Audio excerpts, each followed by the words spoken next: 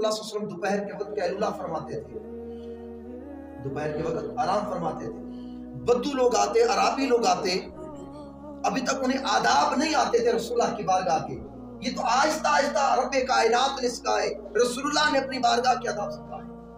دیہاتی لوگ تھے، پھر کیا کرتے تھے؟ رسول اللہ صلی اللہ علیہ وسلم کے حجروں سے بہر رسول اللہ کو آواز دیتے تھے.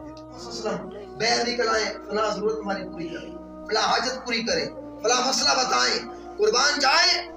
رب کائنات سے حبیب کی بارگاہ کی وہ بے چینی، بے بردمی برداشت نہیں ہوئی کہ میرا حبیب آرام کر رہا ہو اور نیند میں ہو، کوئی آ کر میرے حبیب کو جگائے. رب کو یہ بھی گوارا نہیں ہوا. مان جائے کیا محبت ہے دوستو. بیان کرنا اور بات ہے، اس چیز کو محسوس کریں. آپ اپنے دل سے، دماغ سے، عشق و محبت سے محسوس کر رہے ہیں. کیا محبت تھی خالق کائنات کے اپنے حبیب سے، کیا تعلق تھا رب کائنات کا رسول اللہ کی ذات اقدس سے، اور کس ادب کی بات رب کائنات سمجھانا چاہتا ہے.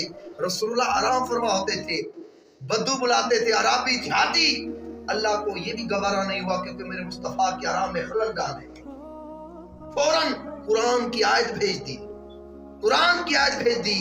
فرمایا ان الذین ینادونک من وراء الحجرات، میرے حبیب جو حجروں کے پیچھے سے آپ کو اپنے کاشان اقدس اور قبروں کے پیچھوں سے آواز دیتے ہیں، اکثر لا یعقلون، میں عقل بھی نہیں ہے.